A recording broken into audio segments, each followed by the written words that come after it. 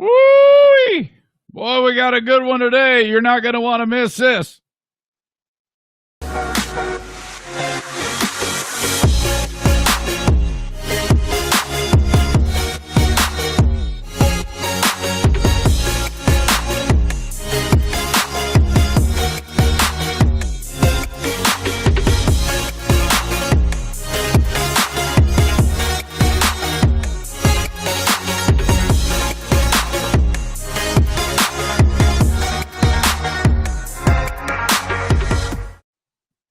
What is up, my friends? A live stream of the Eric Zane Show podcast. Let's start. Oh, shit. The sign's covered up. Mario Flores Lakeshore team of Van Dyke Mortgage, NMLS number 3035. Thank you to Mario for being on board with the show.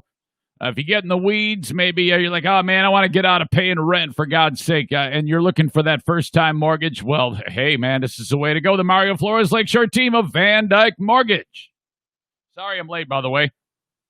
It happens. More on that in a bit. More as to why I'm late. I'm trying to temper my rage. Fuck. Holy shit. Anyway, first-time mortgage, 10th-time mortgage, the Mario Flores Lakeshore team of Van Dyke Mortgage, all right?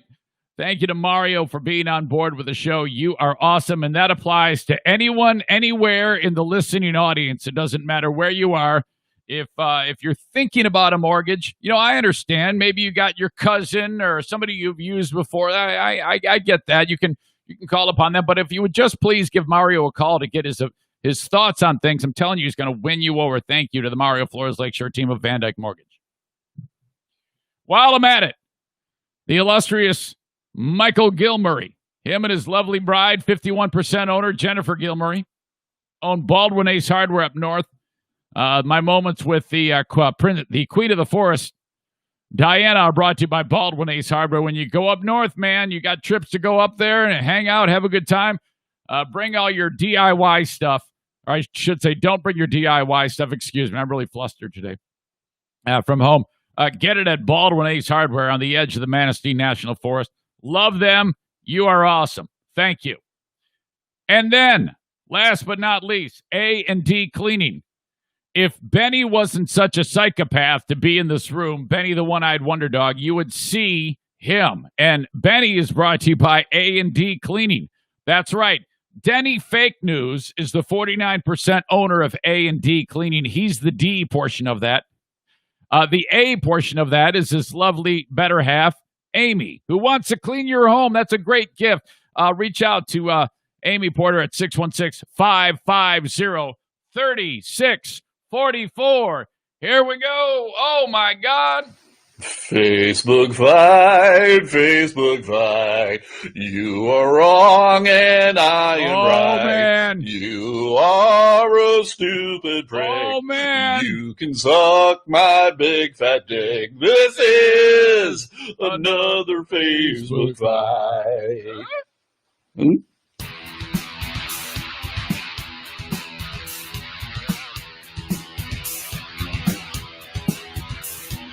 And now, here's a guy who got tired of being fired by corporate radio. So he took up being fired by Patreon subscribers instead. It's the Eric Zane Show podcast. And thank you very much, Johnny. Welcome to the Eric Zane Show podcast. It is, and John, I just talked to John. A lot of people are like, what happened to John? Man, is he butthurt? No. I told you, I'm not in a fight with John. John is listening today. I said, hey, dude, you're going to want to check out today's show. John had gotten a little worn out with all the COVID talk and all the pandemic talk, so he took a break, and I convinced him to join me. So this is kind of like I'm like on, kind of like probation. So, all right, fine, no big deal. That isn't who I'm in a fight with. Let me go into great detail. And I have to be careful of the name or anything like that. I'm not going to say any names, but I got into a huge fight yesterday with a listener who is now out. This was a huge ally of mine, and frankly, I didn't think my request was that unreasonable in any way, shape, or form. I thought it was cool. I thought it was no big deal, and it turned into a real shit show. So here we go. And this fucking pussy is even already starting out before I even said a word with I'm going to file a lawsuit against you or some horse shit like that. Okay, all right, sell your all your possessions and come and sue me. Okay, great, thanks. Oh my God, unbelievable! This is a perfect example of why people need to stay in their lane. Since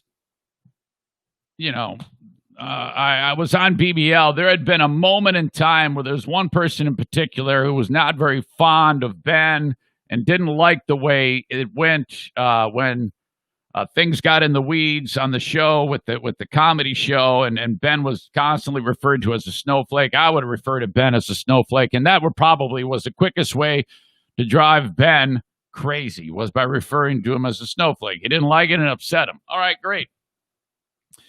At the time, that was the beginning of a lot of our problems. Was that approach at the time? I didn't think it was. We were in a bad spot, but it turned out to be a real big, ugly thing, and that's what led to all the trouble. So now that's all in the past, as you know. It left. Ben came out and he said, "Hey, man, I'm sorry about that." And I go, "Fuck it, dude. Yeah, let's put that aside. I'm with you." Well, everybody seemed to be accepting of that, and then, or so I thought. There was one person in particular who seemed to be not too happy with it, and that's fine. I get it. I understand. But this person was able to manipulate a number of things on the Zaniacs United site. And this person had been a great ally. I mean, had always been very helpful to me and sweet and kind, and that's what made this that much more difficult. But I had to draw the line, and I did, and I stand by it. So, right now I'm fucking red with rage. What I feel inside of me, I actually want to physically fight right now. I mean, that's how angry I am, and it's not subsiding. So what I'm doing right now with you is fueled only by emotion. And I am not the guy to sit back and let it calm, and that it's always fucking flipping out. So this is what you're getting. The way it stands is, the person who was on Zaniacs United, and what's great is I have the ability to tell this whole story because you're such an asshole and you made yourself out publicly. Everybody knows who I'm talking about. But this fucking twat is threatening lawsuits on me. So, okay, great. But you can't prove who I'm talking about. You can't prove anything, or that they even know. I haven't said your name. Fuck you. It comes to my attention that the person is a moderator of the Zaniacs United page. First of all, had been like, hey, let's start to be a little bit more cognizant of people's feelings when it comes to political posts, and I thought that was great. And he even made a nice post about, hey, I'm trying to patrol this thing. Would you please knock it off? We don't want anybody too pissed off over here. We want to bring goodwill to the page, whatever. And I appreciated that. That's what led to a lot of the nonsense with Jim Brady. That's how Jim Brady got blown out, because I actually asked him, dude, can you stop doing this? And he didn't respond favorably. So fuck him. He's out. So it came as a surprise to me when this person who was busy talking about unity and being nice to people on the Zaniacs United page would, out of the blue, take a run at Ben. Now, I've given this person a long leash for a long time about stuff like this. I reached out to this person. And I asked nicely. In fact, let's go over it. Fucking glasses.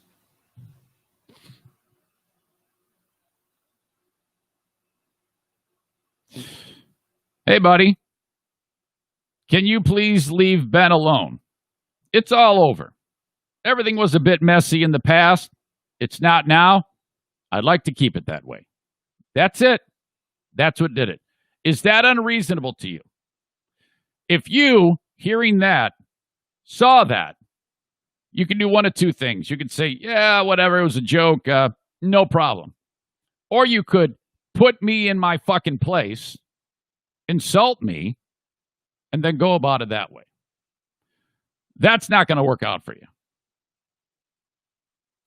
I didn't hear right away from this person, which was weird, because when I finally got this person's feet moving, they seemed to be a chatterbox and just wouldn't stop.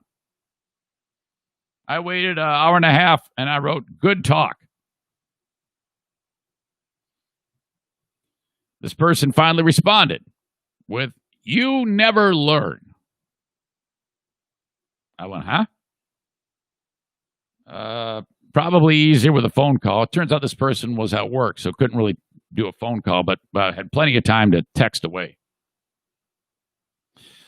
This person wrote, he has mental issues. I know this because I was married to one for 20 years. Yeah, let's park on that. So everybody's the same then. If one person has it, it's just like this person you were married to, right? And right away, just the idea that what we're dealing with here with that response, again, this stemmed from me saying, hey, man, could you just take it easy? We're on good terms now. I'd like to keep it that way. But this asshole has to go and take a run with you never learn. Now, that pissed me off. So now I know where this is going, but I wanted to get this person talking. So I wrote, huh? He has mental issues. Yeah, don't we all, asshole? I know this because I was married to one for 20 years. And then this person says, as soon as Ben is off his meds, it will bite you in the ass. Yeah, well, that's my fucking problem, you asshole. Who the fuck do you think you are? But I will do what you wish. So then I'm like, well, it's time. It's time to take out the trash at this point. I'm not going to take this shit from you or anybody. I wrote, okay, cool. Next sentence. Probably wouldn't help anybody's mental condition to see what you posted, but I get it. You got to be you. Got to put him in his place. You're an asshole. Next text from me. Seriously, dude, if you want to have a discussion with me, I suggest you call. Otherwise, stay away. Nobody needs your kind of trouble if you're going to be like that. Boom. I followed it up with, I try to turn a blind eye for when you act like an asshole, but this is ridiculous. Leave the group. Gutless writes, what did I post? And I wrote, asshole, don't act like you don't know what the fuck you did. You posted a fucking picture of him with, I'm just going to leave it there.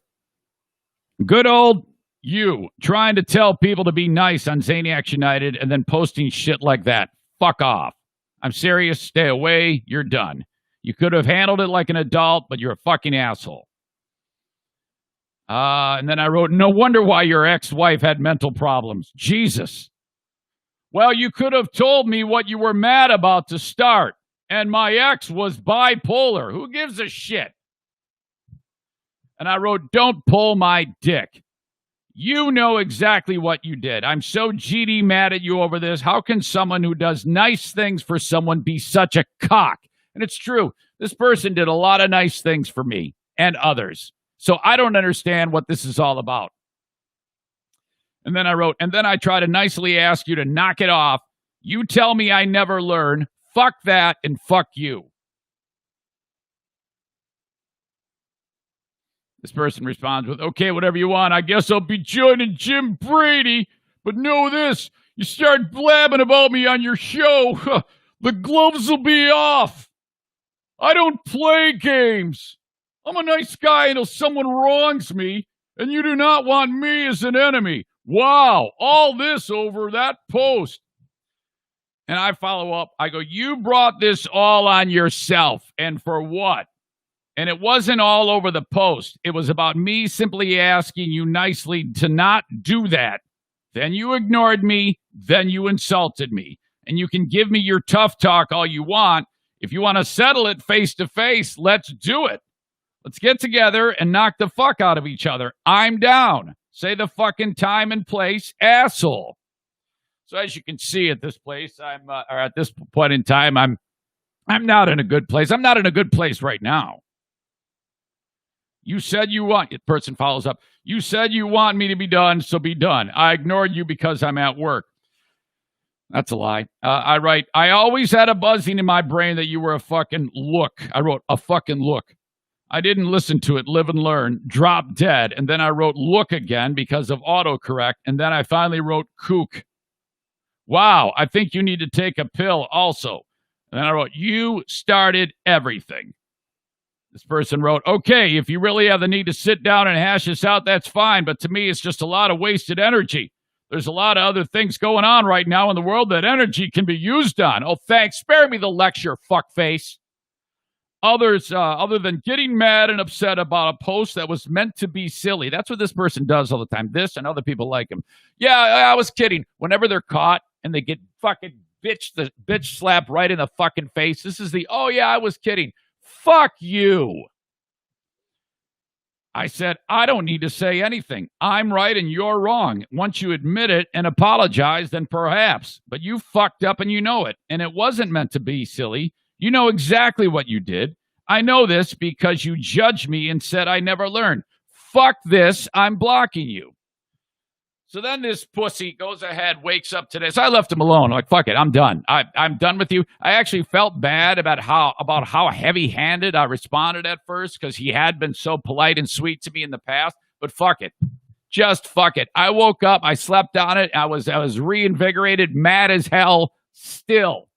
And it didn't help any matters that this fucking twat who has my email and can reach out to me anytime reaches out to a mutual friend and says, tell Eric I'm going to sue him. I'm going to sue him if he mentions my name. Okay. All right. There you go. So that is the mother of all fucking Facebook fights. And you know what? I'll send you the text to prove that anybody who wants, I'll send you the text to prove to you how fucking what I said is exactly what happened. Look at me. I'm fucking shaking. I'm so furious right now. I'm fucking livid. And for what? I hope you're fucking happy. Unbelievable.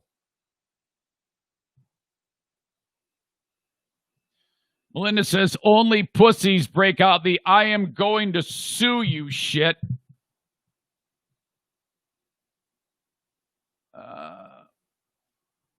Mitchell says, don't worry, who knows how long this will go back and forth. It's dumb. We can't just get along. Good riddance, I suppose. Mitch says, hashtag Team Zane and Ben. Thank you. Laura, deep breath. Jason says, go have a cigarette. I wish I did. Man, am I pissed. All right. I'm not going to say if you guys are who this is. I see a lot of you speculating as to who is involved in this. I'm not saying anything because honestly, I just don't need it. I don't need anything more than what I'm already experiencing right now. But fuck, man. At the end of the day, it's about time we started cleaning things up. It's gone on too long, and what you're doing not only is it just fucking rude, but you're fucking with me, and you're making my life difficult because it's good that the trash is out now, because if the trash is not out and Ben and I really start to blossom, which I know we will, and you show up to fucking derail it like you would. It's good that you're gone. You are a problem, and I don't want to see you. And if I ever see you again, I'll just keep my mouth shut, keep it cordial. I didn't do anything different. I didn't do anything here other than just recite to the world what the hell happened between us. If I'll see you again, I'll just shut my mouth. But yeah, if you're gonna go ahead and threaten me, all right, good luck with that.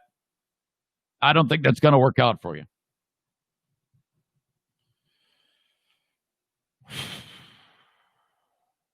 Gabe writes, this group is now one less douchebag.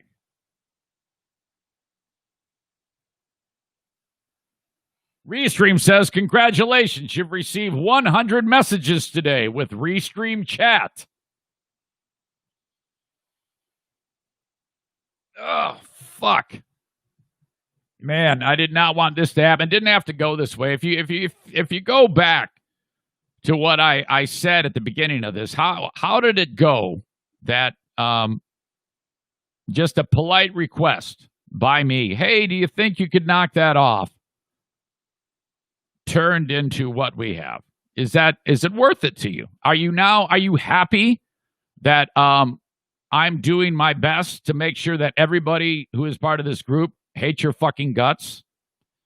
Are you happy that I hate you? I shouldn't say that. I don't hate anybody. I'm absurdly pissed off. Truth be told, if you ever did turn around and apologize for all of this nonsense that you put me and everybody else through, I'd absolutely forgive you. But this is all fucking on you. You did everything. This is all your fault. This is all your fault. Every single bit of it. You did this. I didn't do it. I tried to clean up your mess with kid gloves appropriately. You did this, which I'm guessing you hear a lot. You did it. I don't even like to say that I'm sticking up for my friend. Ben's a big boy. He can handle himself. I'm guessing Ben would just ignore it. But fuck, man. It's just fucking terrible. It's just wrong. It's fucking mean. Unbelievably. But, here I am trying to finagle my way in this and restart something new after we've put all the ugliness behind us. And there you are, fucking bringing it back like that. Nice job. Good job. Excellent work. Fuck. My thoughts today on the Jacob Blake incident. My thoughts today on the Kyle Rittenhouse incident. Yep, I've got thoughts on these. I'm trying to get hold of Stu McAllister, too. Just when Daniel Snyder and the Washington football team were trying to turn things around, oh, my God. What the fuck is this? 1975, a bombshell hits along with some weirdo cheerleader videos being made. What?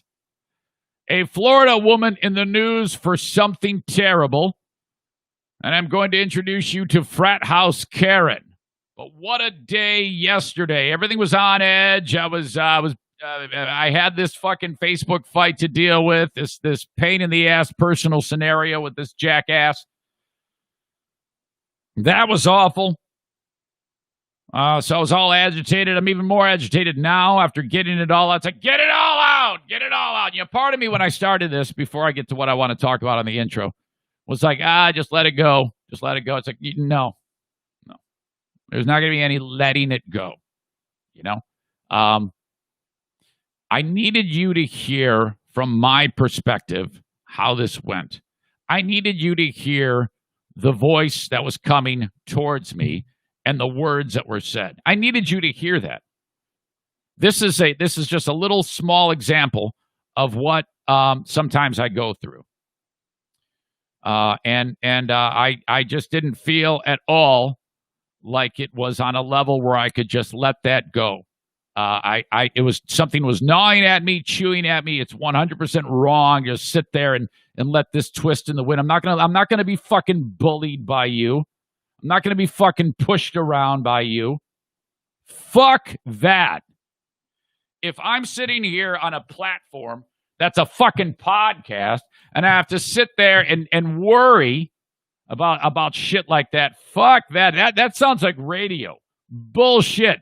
I would be doing a disservice to anybody who pays attention to this show in any way, shape, or form to sit there like a pussy and not explain where I'm coming from, which I still think, and I know I'm right. I know that I'm right for approaching this person politely and saying, do you mind knocking it off? And I know I'm right when this fucking moron steps out of his lane and comes into mine and tries telling me about my fucking business. At that point, you're fucked. You're not going to win this. Stay the fuck in your lane, you nosy fucking pussy. What the fuck is wrong with you? Damn it! I keep going back. I should probably just shut this whole fucking thing down for the day, or at least an hour, take a deep breath, and come back and try to do the show. Man!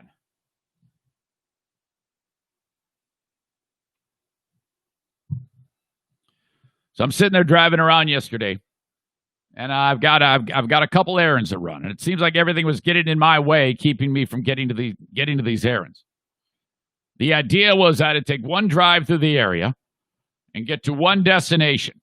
I'm driving, and I'm not paying attention because I'm talking to my dad, all right? By the way, I got to talk about this. This will bring me back. I found out that while talking with my dad yesterday at Dear Meathead, all this sweet, loving, awesome human being has to do is say one little thing the radar is gonna go off amongst the good-natured, sweet, and loving Zaniacs. And I my spider sense was tingling that something was cooking. But when Dad says, "Hey, guy, I got the TV went out," I went, "Oh no!" Now in my head, I know what's happening, and I also know what it's gonna do to him. So while I was driving around, and then I ended up driving down a road that was closed because I was paying attention to the conversation. Actually, I was talking to my dad at that point, but earlier in the day, I had found out that while I was podcasting and that news hit about my dad's TV, some folks were quickly mobilizing to fucking buy him a new TV. You guys are so ridiculously awesome. I had no idea about this. And it's important that I found out, though, because he was about to buy one. So, I had to call him because at his age, it would be so mind-bending to him for a TV to show up at his door. So I had to tell him. So I apologize for that, but I had to. And I get him on the phone. I go, "Dad, I know you're about to go get another TV, but I just need you to know something. And I know you said no, but there's nothing we can do about this. These amazing people have done this for you. You have a TV that will be there like today." Or at first I thought Friday, but apparently it's going to be there like today. What? Oh, no, my God. Oh, this is so embarrassing. I go, Dad, it's nothing to be embarrassed about. People love you. They just want you happy. That you are very, very important to them. So I was like the liaison between the goodwill to him. I convinced him to be open about this because he's so old school about it. He might be like, "Oh, my God, I will not accept it. No, I will not accept it." He accepted it, and he is going to talk to you people directly about it the next time we speak on Dear Meathead. Okay? So that is what's happening. And he is just, oh, my God, he was just floored. He goes, "This is so flattering. I've never had anything like this." I go, "Dad, come on. When you visited, when you were on the radio with me, you had people lined up out the door for your autograph to get a picture with you. They're making signs with you. They're so loving and sweet. You got people buy T-shirts with your face on it. Now, come on." So I'm on the phone with him, and then the next thing I know is I'm face to face with the sign. It says "Road closed. Go back." I'm like, "Oh shit." Now I got to get somewhere. So I turn around. I head back where I came. Then I go down a dirt road that leads to nowhere. I turn around. I go back down that. I don't even know where the fuck I'm at. I finally catch the detour, go around the detour, get onto Chicago Drive, Chicago Road, like where I live, and there's a fire. There's a grass fire in the middle of the road because you got like 2 lanes going one way, 2 lanes going the other way. In the middle is vegetation. It's on fire. I mean, like a lot of it. There's like about 100 yards of it burning, and then there's a spot where there's no fire, and then another 100 yards of burn. Like, what is going on here? How did that even happen? You have like the thing jumped like that. Why isn't it all on fire? So there's smoke everywhere, cops there, and then so that's backed up. I end up getting back onto the road I'm on. Fire trucks coming down the road. Doot, doot. All right, great. I get to where I need to go. Then I turn around and I see the guy, the fire crew's putting the fire out. Traffic's backed up. Then all the traffic lights are out. I'm like, what is going on here? Did they shut the power down, or did the fire cause a loss in power? I have no idea. One of the Zaniacs is like a power guy. He works for the power company. Maybe he knows.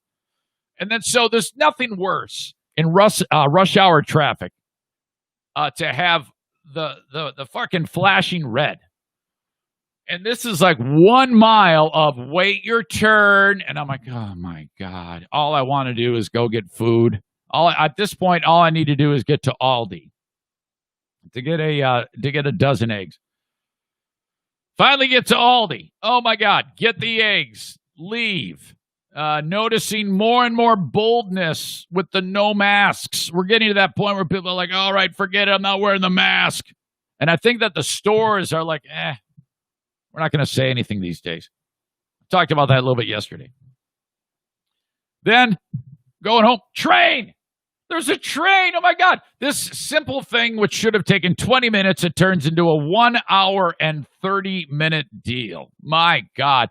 And that was my day. Huge falling out with a former friend. That's over. All sorts of carnage and bloodshed. Had me in a terrible, terrible mood. And then the only thing that was good about the day was the love shown towards my dad. Now, tell you what, truth be told, knowing my luck, all those nice people are probably going to turn on me too. I doubt it. I know who it was. I don't want to say who it was right now. My dad will take care of that. You know who you are. You're amazing.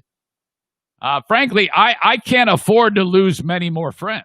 But, at the end of the day, I stand by that, and that's how it's going to be today. I'll probably go back to that story about 100 times. It's really, really, really bothering me right now.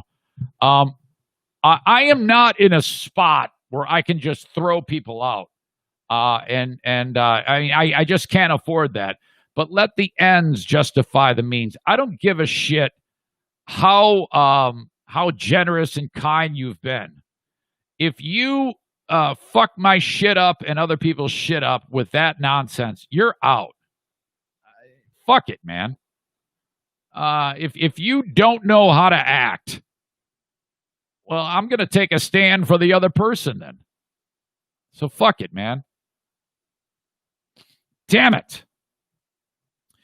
Perfect opportunity to talk about what I'm most excited about right now, and that is my new show with Ben. Thank you to Patriot Nick, by the way, for coming up with the poll about different show names. That was awesome. Ben and I really love Tip to Tip with Ben Glaze and Eric Zane. In fact, there's another. I'm only going to pull up the screenshot of the. Hold on. I can't read. I need these glasses on. It's like, hold on. Let me look up Nick's suggestions. He put out a poll. Eric Zane show goes balls out with Ben Glaze. Ben Glaze and Eric Zane touch tips. I kind of like it just being called Touching Tips with Ben and Eric. Glaze and Zane is also something you can vote on. The Moose Knuckle Podcast. I Like Cats. Guy Stuff. Zane and Glaze Podcast. Glaze and Zane is also fun, like I had there from Nick.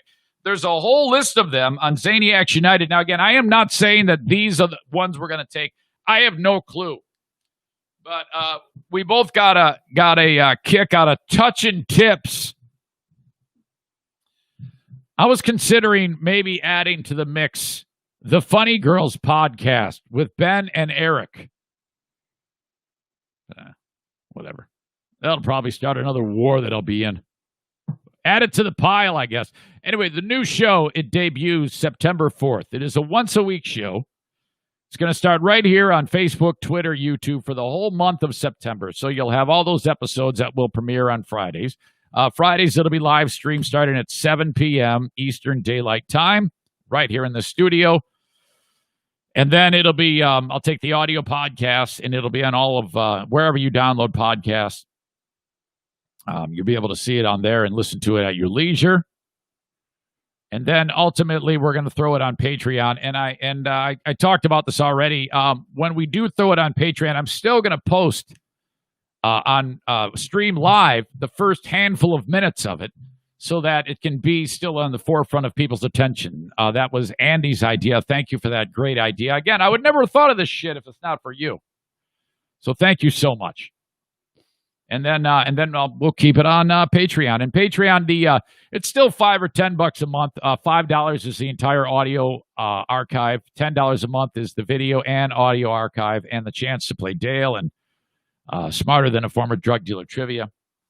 By the way, I got to draw a winner for next week's game. By the way, spoiler alert: Dean won, and he donated the money to Kids Food Basket. Thank you to Dean. Thank you to Dale. So yeah, and then so that is the show. And speaking of Patreon, I have so many Patreon memberships to give away. I'll actually talk about that in just a few minutes. The open of the Eric Zane Show podcast. I know it's all over the board, but it's therapeutic for me.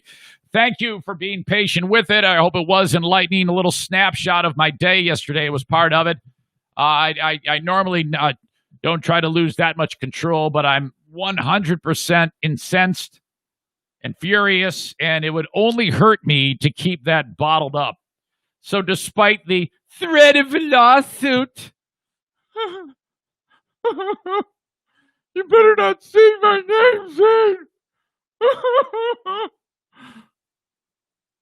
My God. Dude, I'd say your name. I read all your words, though. How's that taste? How you like that sandwich? The fuck you gonna do? Jesus. The Open, brought to you by Blue Frost IT, 616-200-8550. 616-200-8550 for Blue Frost IT. By the way, don't say, if you know the name of who that is, keep it to yourself. Don't post it. I don't want to see it. I don't want to see the name, okay? Please. It's just going to cause me nothing but headaches. And don't try to cancel them. Don't try to do anything stupid like that. Just fuck them. That's all you got to do. Fuck them. It was a fight between two grown adults. That's what it was. A fight. And it remains a fight until it's not, which has nothing to do with me. It has to do with him. Anyway, the Open brought to you by Blue Frost IT, 616-200-8550. If your business needs managed IT service provider support, you need to call upon them. Ditch who you're using right now because they're probably charging you more if you use all the time that you're paying for. It doesn't work that way with Blue Frost IT. Also, don't forget, with the kids going back to school, you definitely, if they have a slow computer, you can save yourself some time, money, anguish, and stress because the kids are saying, come on, man, the thing's slow. I can't do my work. I want to mute my microphone, and I click on it. It takes me 1 minute. All right. The kids are in school, and a lot of them are using their laptops, their desktops. If it's slow, you probably need a solid-state hard drive. That's going to cost you about $300 and about an hour of your time. Blue Frost IT will come to your house and do that. Reach out to them, 616-200-8550. The Open, also brought to you by the Kent County Health Department.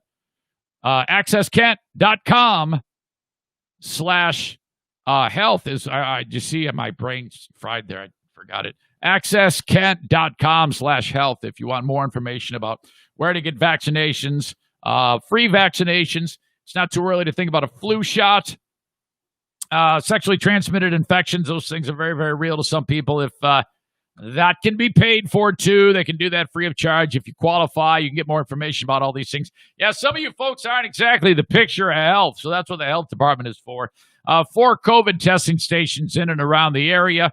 You can take advantage of our friends at the Kent County Health Department, and thank you to them for letting me talk about their initiatives. Okay. And then I got a gun class coming up September 12th. It probably isn't the best idea to talk about this and then go into my opinions on Jacob Blake and Kyle Rittenhouse, but I'm going to do it. What the fuck? It's that type of podcast anyway today. Prince Arming has a CPL training class coming up September 12th. You want to make sure you have that class. That's the only way you are able to carry your pistol concealed is with the certification from that class. I took the class. I am certified. I carry my pistol on me at all times, which is probably a good thing these days for me. So there you go. Chew on that. Pistol class comes up September 12th. If you, it's an all-day affair, and it happens on a Saturday, 616-204-1705 for Prince Arming. He's going to get you certified, and then you're going to get the permit, and then you're going to practice on your own so that you're a very good shot. I know I am. I know when I go up north, I spend about a good 2 hours while I'm up there shooting well, honing, making sure I'm accurate. I even shoot while I'm moving so that I can actually hit the target while I'm moving, crouched, kneeling. Pretty damn good with it. Pretty accurate with it. So, there you go. Reach out to Steve, 616-204-1705. It's not exactly the easiest thing to be accurate with a pistol. Sometimes it's a little tricky. You gotta practice a lot. Okay, my opinion on Jacob Blake and Kyle Rittenhouse. I am pulling way back on this right now for a lot of reasons. I am concerned about the amount of attention that is being thrown at these without all of the information being available. I feel like if, in this case in particular, to go after anyone at all, whether it be Jacob Blake, the cop, or Kyle Rittenhouse, I think that is trouble. And I'm erring on the side of caution.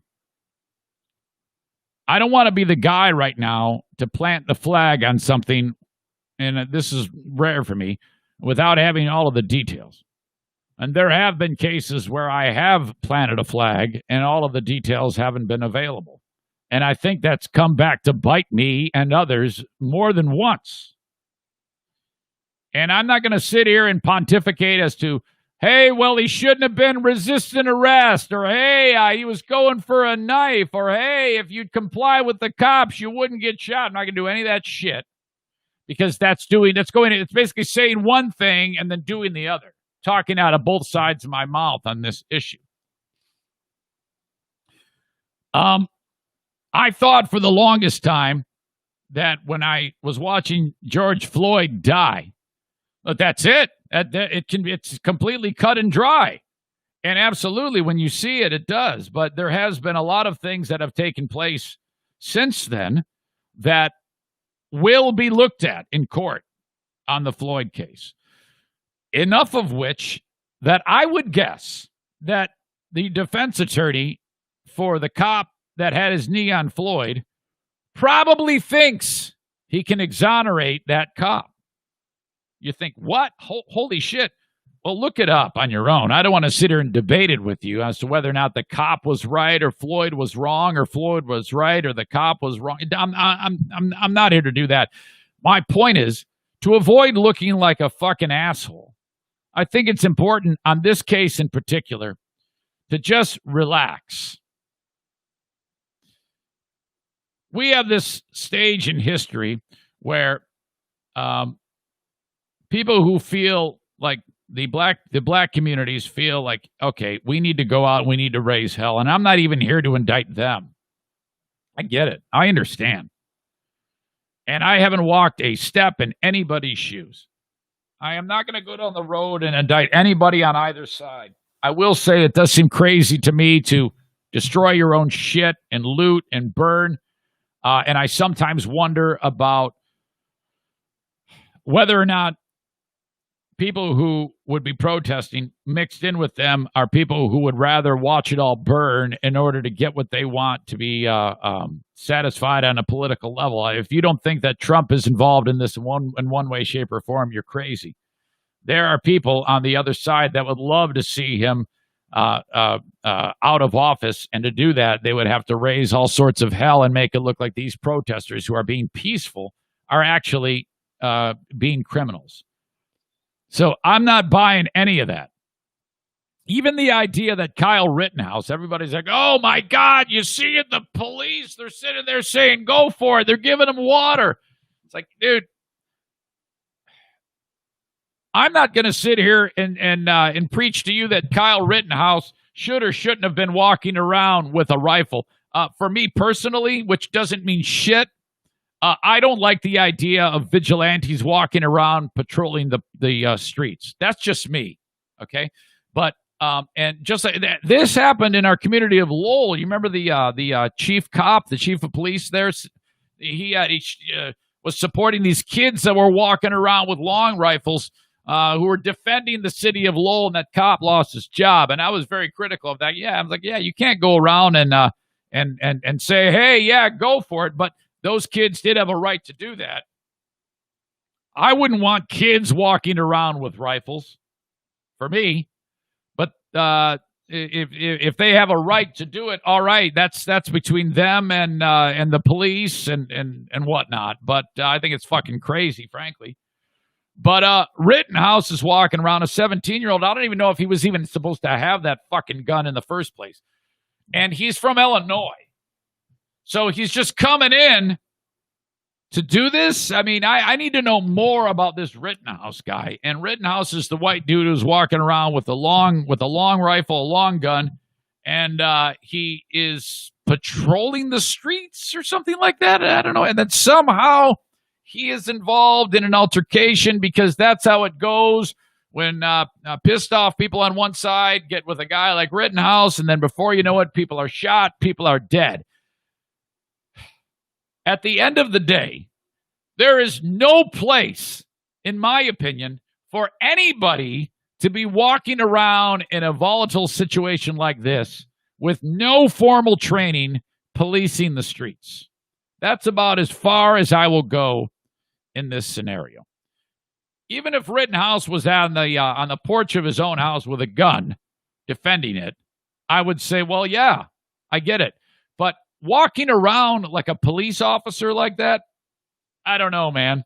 Now, Rittenhouse might have been jumped. I haven't, even if you see a video, there's so much. We get snapshots of video from people about what happened. We get a snapshot of what happened to Jacob Blake. But there's so much more to that story that is yet to be revealed. We don't know. And I think that if I sit here and indict the cops or indict Blake, or anybody that's doing anything in this story, this is way too early to do that shit. And it's beyond my pay grade. So, in a way, I'm kind of like, yeah, I'm saying something, and I think what I'm saying is I don't have enough information, and I'm not going to sit there and cast a stone or judge anybody or do anything at all. I'm not even, a lot of people have been focusing on what Blake's done in the past, what he had, what warrants and shit like that. And then people are trying to say, oh, the cop, look at him, man, he was doing it wrong. I know law enforcement, and he should have done it this way. Man, you can sit there and you can do that argument till you're blue in the face for both sides. And I don't think it gets you anywhere, frankly. So I'm not going to let this be a anything on this show for us to indict anybody on either side. That's just how I feel. I reached out to the Dippin' Dots slinger.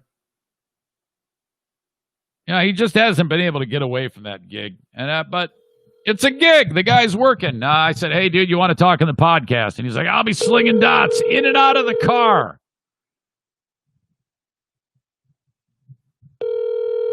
I know, Stu. In fact, I didn't even know the name Kyle Rittenhouse until yesterday when Stu said, Kyle Rittenhouse, his joke was Kyle Rittenhouse is going to be speaking at the RNC. And I'm like, that's funny. Hi, you've reached the phone of Stu McAllister. Oh, Please come leave your name on. and number, and I will get back to you as soon as I can. Thank you very much, and have a good day. All right. Thank you. All right. I see Dirk is already all over it. He says Rittenhouse was with a group of people who were militia-like, protecting businesses. Okay. I'll file that under comment from the masses. He was chased by a dude in a red shirt who was throwing shit at him. Real shit. At some point, he felt threatened to open fire. I am not in the position to sit there and argue any of that. I'm not going to say for or against. I will say, though, if I found out that my 17-year-old kid was walking the streets of a town that is far away from his home with a gun, for me, just me, I would say, yeah, why don't you come on home and play some Call of Duty? Hey, guess what? The next door neighbor chick wants to give you some pussy.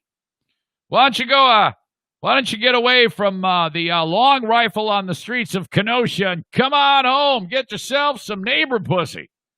That might be, well, there you go. Call of Duty, Red Bull, neighbor pussy. All for you. Come on home, son. All right, we'll get to Stu a little bit later on. Man, I burned a lot of energy on the open. I'm actually hungry now, despite this new diet where I'm not supposed to be hungry. I'm exploring what's known as the Mediterranean diet. Have you heard about this? I might have mentioned this on the podcast. Basically, you eat like people who live in that part of the world around the Mediterranean Sea, which is kind of the food you eat if you're like in Armenian as well. A lot of olive oil based food, cooking with olive oil. You're eating a lot of Greek salads. You're eating a lot of not so much red meat, a lot of beans. I've got this bean recipe that I was thinking about making, and I get all the ingredients, and I'm going to make this bean recipe, and you eat it. You take like some whole wheat pita bread, and I'm probably going to fuck up the recipe, but it's got a Mediterranean, Middle Eastern flair to it, if you will. And the recipe calls for something that I only know about in a film. Fava beans. Did you ever see Silence of the Lambs? Wasn't that the scene where Anthony Hopkins' character is like, yeah, he's going to eat the guy's liver with fava beans? I don't know what the fuck these are. It's just fava beans. I'm like, okay, so I'm walking through Meijer, and I go down the one aisle after another looking for beans, and you got canned beans, and all they got is like pork and beans. And then they got like kidney beans for chili. And then you go over to the dry section. They've got split peas and lima beans. And so then I go to the produce manager. I go, hey, man, I need some fava beans. And he's like, no, fuck you. We don't have fava beans. I'm like, how the fuck can you not have fava beans? He goes, nobody cooks with fava beans. There's only one guy, you, who wants fava beans. You'll have to go to a farmer's market to get the fucking fava beans. Fuck. I should have started with looking for that on the ingredient list. There's no fava beans in West Michigan. There's all white people in West Michigan. So if I say, hey, I need some fava beans, they're gonna light my house on fire. And so, all right, great. So now I'm screwed. I got all these ingredients in my cart, and I'm like, well, I'm not gonna put them back. I'll just buy them. So now you know what they're doing? They're in the house rotting. All the shit I bought for the fava bean skillet recipe out the window. And you know what I am? Starving. Shit. Speaking of burning houses down, I don't know what's going on in my community, but everybody is taking a run at the churches. Where I live, this is a fact. The street Baldwin has the most religious facilities per mile. If you were to get off of the interstate and then drive towards my house and start counting churches, you're looking at a number 30 and up. Okay? I've done it. And sometimes they come and go, but for the most part, they've been there a long, long time. Now, right on the corner of Baldwin and what is that road where Fairhaven is? I think it's 28th. There is a Lutheran church. I think it's Lutheran. Anyway, it's one of these churches that makes it known that they're open-minded to gay people. So you see, you got the multicolored flag there, you know, a little rainbow action. It's like, oh, fuck yes, man, I'm all about it. This is good. Hell, my church is very accepting of gay people. Well, I shouldn't say that. The Catholic Church is, I can't even believe that. The Catholic Church actually is not nearly as accepting as I just alluded to it. But I would like to think that there's actually some gay people that go to my church that I actually know are gay, like out. And I'm like, fuck. I often wonder what they're going through when they're at Mass. And they know, I mean, they still go. And I'm like, fuck, that's crazy to me. But, all right, more power to you, I say. I say, come on in, gays. Let's have a gay party in the church. Let's let God solve that problem. That's his problem. It's not my problem. The Lutheran church on the corner, though, they're real open about it. Like, they got the flag, man. They got it. Come on in, gays. Come on in here. We want some gay action. Bring it in. Bring in the gays. Well, some asshole vandalized the door. So now there's that. So now they're getting like, it's working out for the church because they've got an outpouring of like giving to clean it up. And it's kind of like front and center, and they're getting all these donations. Well, then across the street is another church. It's a non-denominational church. It's huge. And this place in particular, it's called Fairhaven. And I'm pretty sure it's a non-denominational church. And it is a pillar of awesomeness. All of these churches are great, man. You got Daybreak there. You got Fairhaven. You got there's all these Christian Reform deal churches going on. I mean, you got your pick of the litter, okay? All up and down this road. So Fairhaven is known for all these amazing charitable things, just like they all are. In fact, if you've been driving up and down Baldwin, Fairhaven has they work with this big community garden where they plant it and now they're harvesting it. And this garden, you go and you pick what you need, and it started really small years ago, but it's gotten quite big.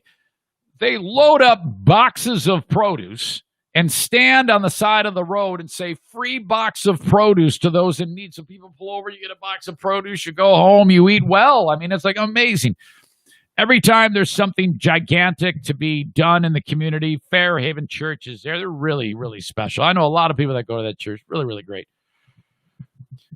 Some maniac decided it would be a good idea to get a wine bottle, fill it with gas, stuff a rag in it, light it on fire, and throw it at the window of the church. What? Well, you got to realize this church is protected by baby Jesus. So the asshole probably shit his pants when the bottle hit the glass and the glass did not break. It's at this point this pussy is freaking out and runs away, scared. The bottle lands on the outside of the building, obviously, and then the cloth wick burns itself out. It did not ignite the bomb, the Molotov cocktail. Oh my God! Thank God that baby Jesus's force field powers were working there. It worked out, but that is right across the street from the Lutheran church. So keep your eyes peeled if you live around my house. Not only for an asshole who probably wants to kick my ass after today's podcast, but for anybody trying to destroy our churches. What the fuck is wrong with you? Holy shit. Stu called me back. Hey, man, I got my phone with me. See if we can get him in here.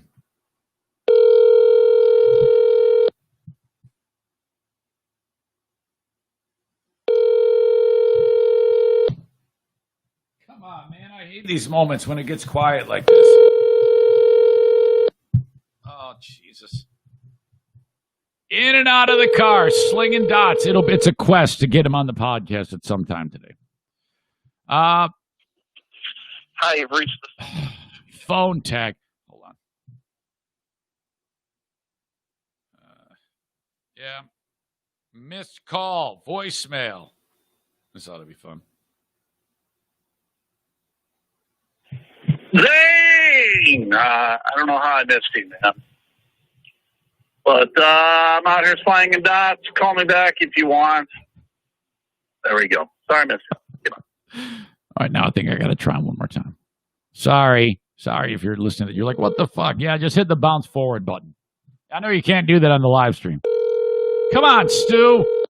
What the fuck?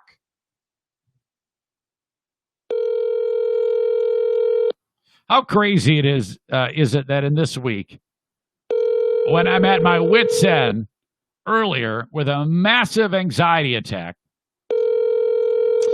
and every time I turn around, I've got emails from people saying, hey, Zane, you're not alone. We're going to help you. An audience member whom I loved goes and then puts my anxiety level through the roof. Okay? Through the roof. This anxiety that I'm experiencing now, though, isn't so much worry. This is aggressive anger is what you're getting today. This is a very aggressive person. And if you're watching the podcast, I want to say I'm sorry to you, but at the same time, it's real. It is the real fucking heat on this. This is what I signed up for. And I kind of wouldn't have it any other way. We are giving away many, many free Patreon memberships. It all started with Jacob Bennett from Bennett Flooring Installation. He said, Zane, I'll tell you what, I'll throw a bunch of cash at getting some new people on. I will sign up 10 people for Tier 1 membership for a whole year. And I'm like, well, that is the fucking nicest thing in the world. Why are you always so sweet to me? And he goes, dude, this is all good. This is what it's all about. I go, all right, buddy. Well, I appreciate you. Thank you so much. So Friday, I'm going to do that.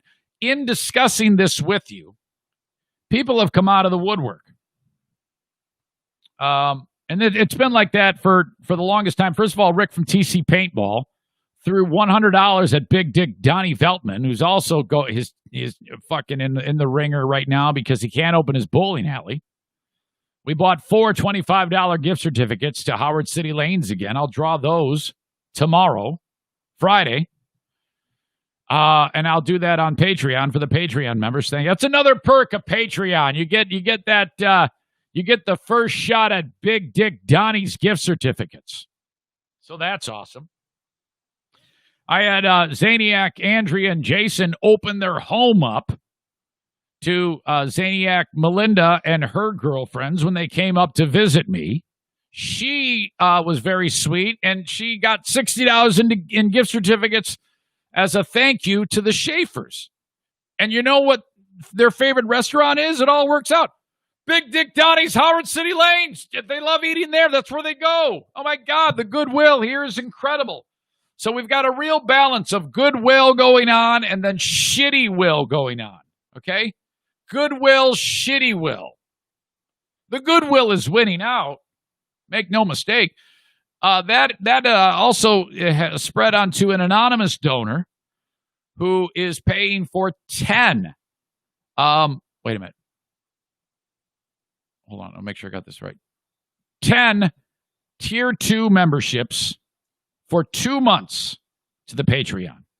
10 more. Okay? So you got 5. I'm sorry, I'm screwing this up. 10 Tier 1 memberships, which is the entire audio archive from Jacob Bennett for 1 year for each of those. I'll draw those in this podcast tomorrow, and I'll tell you how you get in the drawing in a second. But I'm still detailing how much I'm giving away, or they're giving away. Also, from an anonymous donor, 10 Tier 2 memberships that gets you all the live streams, all the video, everything for 2 months. And hold on. Let me do the math here. Kenny has donated 12 Tier 2 memberships to be drawn as well. So that's 12, 22, 32 Patreon people will be named for free tomorrow on the show. If you want in on a free Patreon, I'll tell you what, now is not the time to buy a free Patreon because I'm giving away 32 of them because of the audience. All right? If you want in, send me an email, eric@ericzaneshow.com, subject line, free Patreon, and your name. That is it. Also, I have a post pinned to the top of Facebook. All you have to do is like it or comment on it or share it or be somehow involved in that post, and your name is in the drawing. There you go. Stu says, I am in the van till 10:07. That's his next location.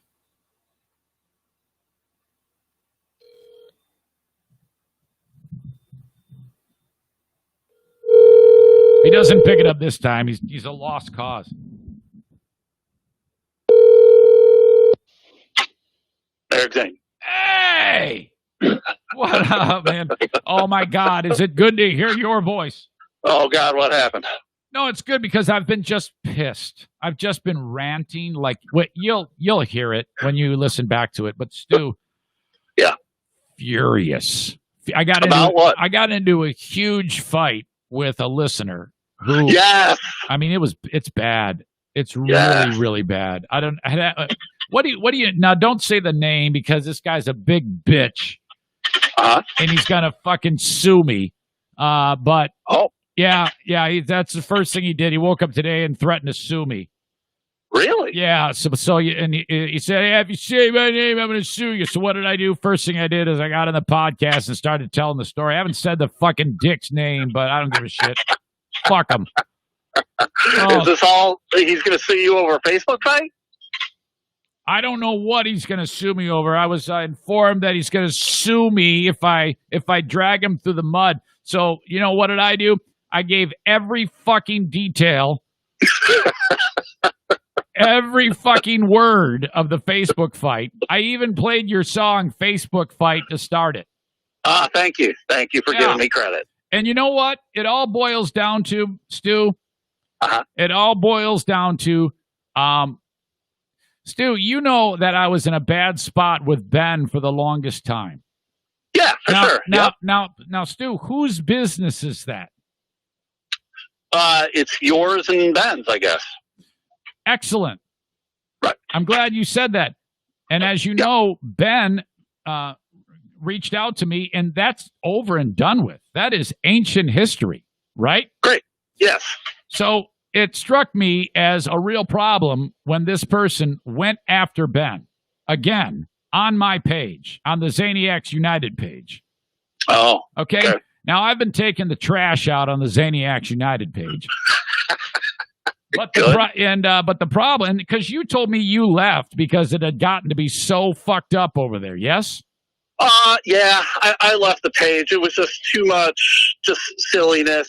And, it's the Zaniac show. Should it be about you and the radio show and what happened on the show? And it just went off in different, weirder directions that I didn't care about. To me, the Zaniacs United page is about everybody having a good time and avoiding the things that are hurtful and fucking terrible. And if that means just a funny video or a funny meme, that's fine. Well, it turns out this cock who was a fucking moderator, Stu, a moderator. Oh. This cock says some time ago, all right, no more political memes, no more war starting, and I thought that was awesome. I thought this person is so great. This person's been nothing but helpful. I'm so happy about the direction this person is doing it. And then so that was it. And I go, this is great. So it was a shock to me when one of the Zaniacs pointed at me in the direction of something that this cock said on the page. This cock took a run at Ben. Okay. And called him a snowflake. And all right. Now, if I responded with an attack against this person, I thought that would have been a mistake. I thought that I should go to this person again, who's a moderator, and just politely say, hey, do you think you could not do that anymore? And I actually said, I go, hey, it was messy in the past, and it's not now, and I'd like it to stay that way. Could you not do that? And that's all. I even said, please, Stu. And so, at this point in time, I kind of thought it was going to go south because I had alarms going off in my brain that this was going to blow up. But I was holding out hope that I would get no problem. I shouldn't have done that. Or I didn't even want an apology. All I wanted was no problem. But you know what I got instead, Stu? They doubled down? Yep, they sure as fuck did. I got a goddamn lecture, Stu. Oh, boy. This is what I got, Stu. You never learn. And yeah, exactly. And I'm like, well, what does that even mean? But I said, all right, I'll play your game. Huh? What are you talking about? Right. And this cock goes out of his way to explain to me how I'm wrong, and that because I'm giving Ben a chance, and that he'll only fuck it up again because he's sick. He's throwing all this shit about Ben, and I'm like, who the fuck are you? You fucking mind your own business, you fucking piece of shit. So I fucking murdered this guy. I go, yeah, you're right. I go, it probably isn't gonna help that you got to put him in his place so far after the fact. You're an asshole. Fuck you. First, two things, Eric, I'd like to point out. One, I love the venom and vitriol. I love it. It's my favorite part of the show. Thank you, Stu. And two, I love how you keep calling sexy voice Andrea a him. That's amazing. Oh! No. Now you're causing me trouble, you asshole. What the fuck? Now I hate you. Everybody else does. No, she doesn't. What are you fucking nuts? Say you're sorry right now. You're gonna cause me problem, and I fucking hang up on you too, you cock. She's one of the sweetest people in my life. Stu, I do not need this. Holy shit! What the fuck? Well, she's the only person I know as a moderator of the page. So. No. There's more than one moderator. It's not her. Sure. But so this person is no longer a moderator. This person is unless this person turns around and says, you know what, truth be told, I love to forgive people. I really do. Whenever anybody says sorry to me or tries to mend a fence, I'm always very receptive to that. I love that. That is, to me, that is a thing that needs to happen in the world.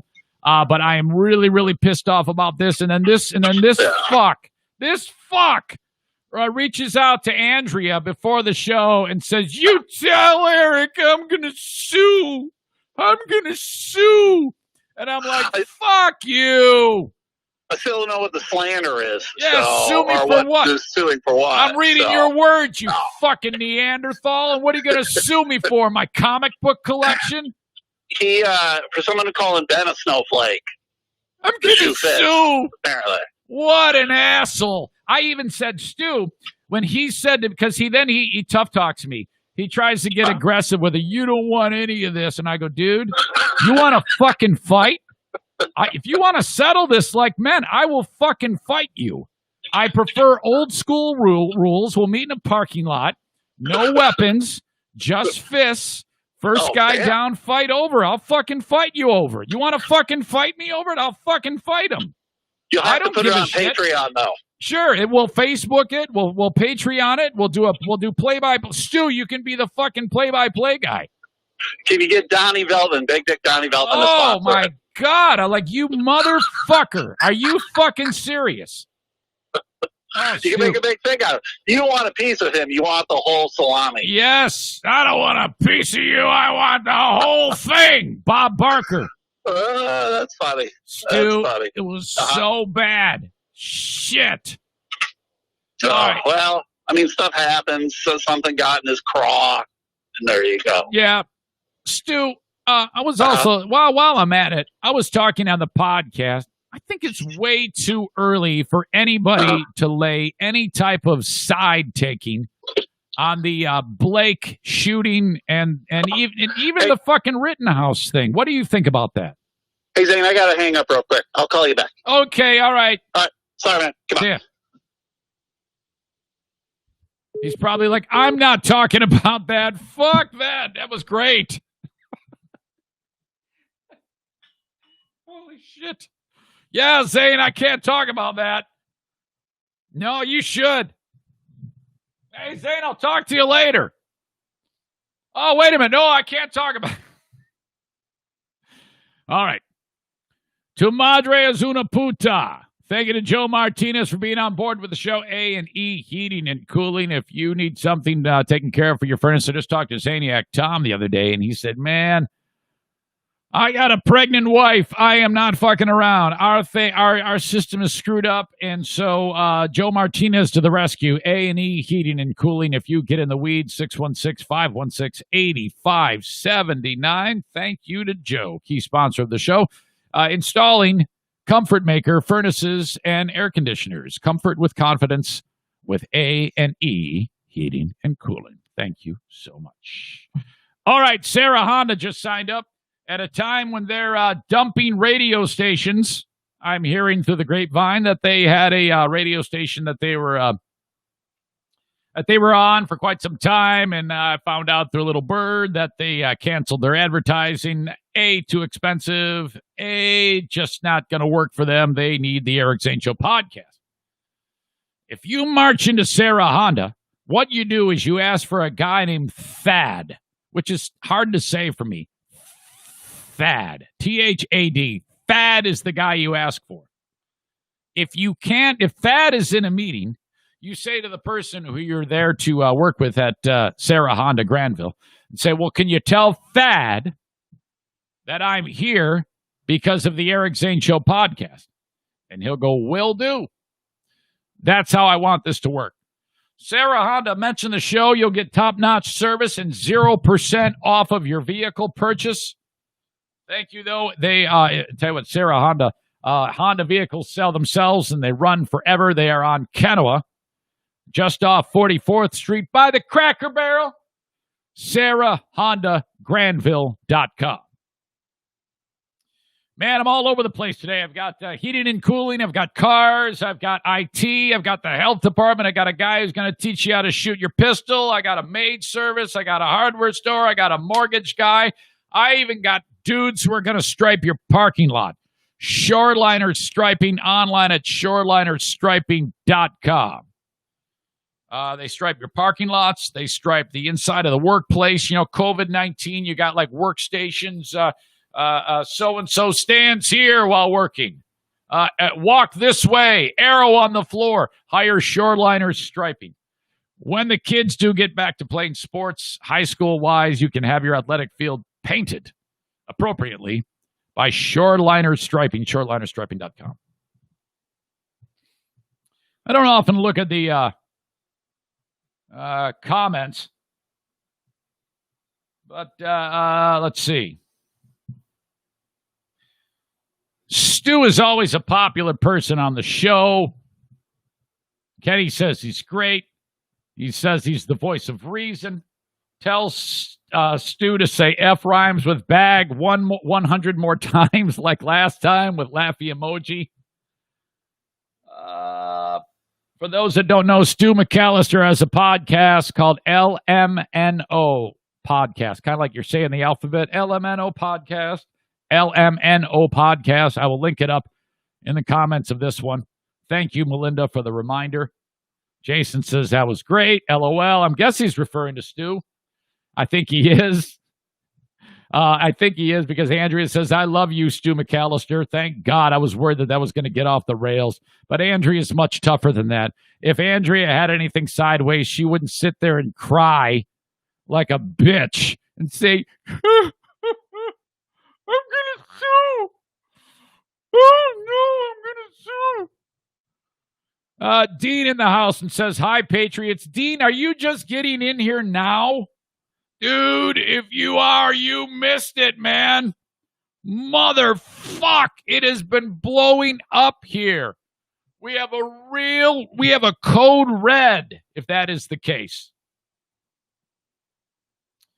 Laura is here from Stella Fly. I just love her. You know, we got to go out to lunch again. That was so fun when we spent time talking about your business and just shooting the shit. She is awesome.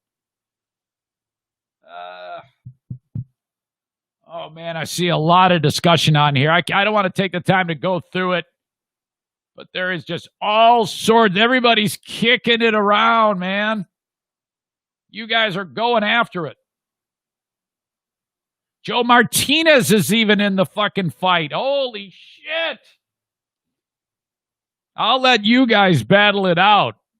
Please keep it sensible. I don't want anybody getting pissed off. Laura says he cannot sue you. Oh, I know he can. No one even knows who he is. No one even cares. Hell, the dumb fuck, he would always use a fake name as it is. No one knows. No one cares.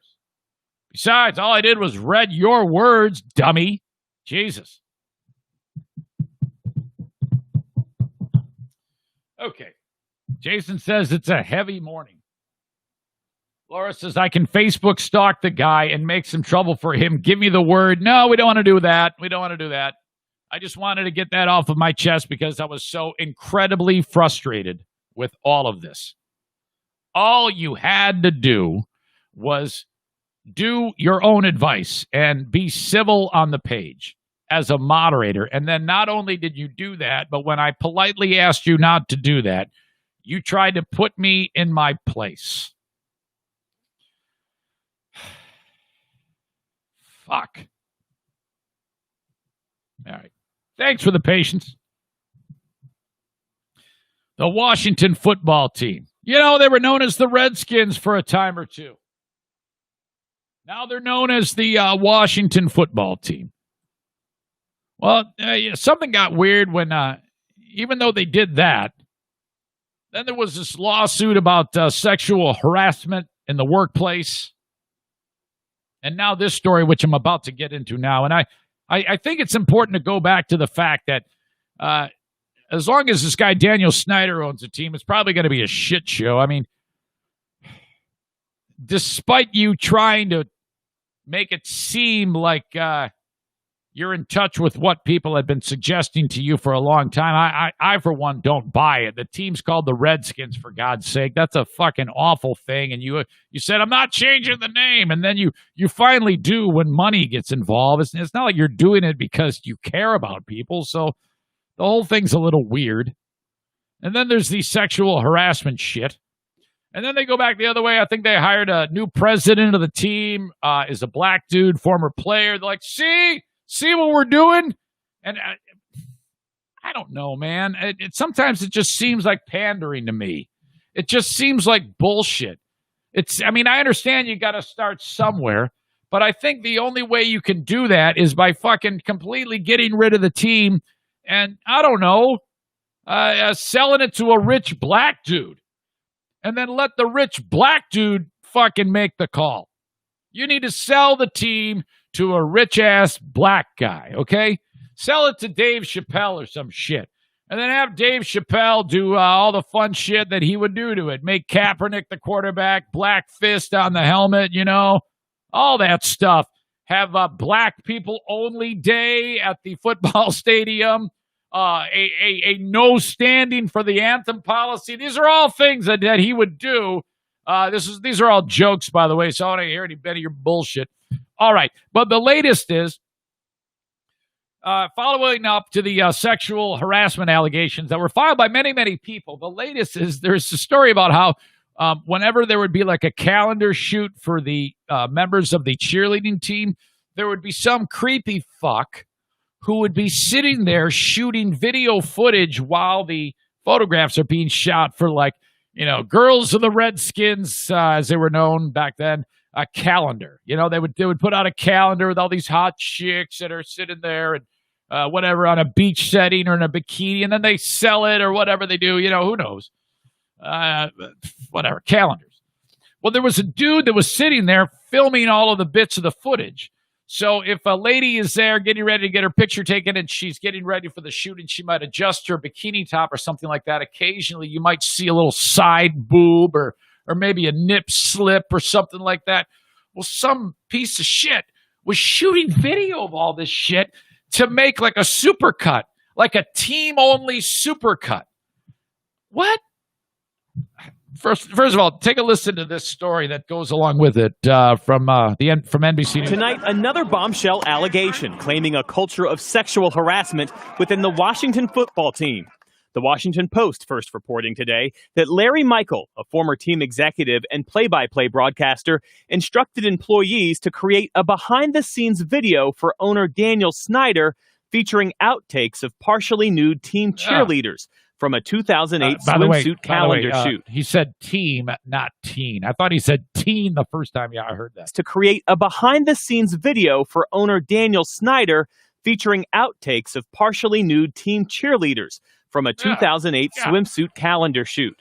Michael denied the allegation to the Post. Attorney Lisa Banks represents some of the women. Frankly, it's high time that this was exposed and that the NFL exposed like the nipples in that video takes action. The Post also reports the story of former cheerleader Tiffany Bacon Scorby. Scorby said that during a 2004 charity event, Snyder told her that he and a team doctor had a hotel suite and suggested she and the doctor go to the room and get to know each other better. Snyder, that just makes me cringe. It just even if you're a guy who is in a scenario where the chick is advancing on you, I mean, she's like aggressively hitting on you hard, and that would probably work, that line. It just sounds so fucked up to me. It's just so not in any of my playbook. Even if I was a single dude and a woman is making those advancements at me, I'm so much a pussy and intimidated. I would be like, oh, God, she wants to see my pecker. Oh, shit. Oh, boy, what do I do now? I better just sit here and wait till she makes the first move and actually gropes my cock, because I'm too much of a fucking wimp to ever even suggest something that sounds so creepy and stupid. Hey, young chick, what do you say we go back to my room and have a threesome? Oh, God. Fucking terrible. It's just something that some of you might be able to pull that off. You might think, oh, that sounds right, but not for me, man. That's crazy shit. Or that he and a team doctor had a hotel suite and suggested she and the doctor go to the room and get to know each other better. Snyder, in a statement to ESPN tonight, denies that allegation, says the reporting reads like a hit job, and adds, "While I was unaware of these allegations until they surfaced in the media, I take full responsibility for the culture of our organization. Even before today's article, I have begun taking any and all steps necessary to ensure that the Washington football team is an organization that is diverse, inclusive, and..." I love this guy. He's such a piece of shit. He's like, look, I hired a black guy. Look, I suddenly changed the name. We are so woke. We are so awesome. That's all that is the money you see leaving your franchise, you asshole. Of our organization. Even before today's article, I have begun taking any and all steps necessary to ensure that the Washington football team is an organization that is diverse, inclusive, and respectful of all. Oh, come on. In July, the Post published a story that detailed sexual harassment allegations from more than a dozen former female employees. Emily Applegate worked as a team marketing coordinator for a year in 2014. I mean, on a daily basis, I was verbally harassed. I was sexually harassed. She's among those tonight calling on Snyder to clean up the team's culture. Jeff Bennett, NBC News, Washington. My God. Yeah, that broadcaster, just as those allegations started to hit, he resigned. He's like, all right, I'm out. I'm too old. So the team, according to this, secretly produced the video for Snyder, per the report. What the cheerleaders didn't know was that another video intended strictly for private use would be produced using footage from the shoot set to classic rock. Oh, God. Oh, yeah, great. Yeah, that really makes me want to pound my pud seeing a non-salacious nip slip to fucking 38 Specials Caught Up in You. Hey, guys, gather around. We're about to see an errant butt cheek, not really sexual, while we listen to 2 Tickets to Paradise by Eddie Money. Ooh, yeah, man. Hey, hey, guys, if you really want to amp this up, man, you got to put on fucking Golden Years by David Bowie. All right, can you add that? All right, maybe, okay, that. How about Gimme 3 Steps by Lynyrd Skynyrd? Throw in some Molly Hatchet and something off side 2 from Led Zeppelin 3, and then kind of blend it all. I want a nip slip. We're going to start with the nip slip. We'll open with Flirting with Disaster. Then we're going to see the errant butt cheek segue into Jimmy Page's guitar solo from Stairway. Immediately jump cut to that chick whipping her hair. And then we'll go into maybe some Aerosmith, same old song and dance, call it a day. Yeah, we'll sit around and beat our meat. Oh, yeah, fuck, man. Jeez. The allegations are being made by Brad Baker. So it's a dude. Hold on a second here. Featured classic rock. The 10-minute unofficial video featured moments when nipples would inadvertently be exposed as the women shifted positions or adjusted the props. The lewd outtakes were what Larry Michael, then the team's lead broadcaster and a senior vice president, referred to as, quote, the good bits or the good parts. I don't know about you dudes or lesbian women that are listening or watching, but to me, there is nothing that I find a turn on by an inadvertent glancing shot of a nip. Now, if my wife comes up to me and is aggressively wanting to mount my dick like she always does 5 times a day, and then that's different because, she wants it. If a woman doesn't want it and I'm seeing her private parts, I'm like, oh, fuck, no. I'm like, I'm not going, yeah. All right, now if I'm watching porno, different, because the woman there is either acting or if it's a good amateur real-life vid, she's actually wanting it. So that actually does work. But the inadvertent nip slips and shit like that, and oh, wow, a sideways labia shot. Fuck, I am not interested in that in any way. Those aren't good bits, okay? She's got to be, like, touching herself or something like that. You know what I mean? I don't know, it's just me. That dude, Larry Michael, he abruptly resigned following the first allegations of sexual harassment within the Washington football team organization.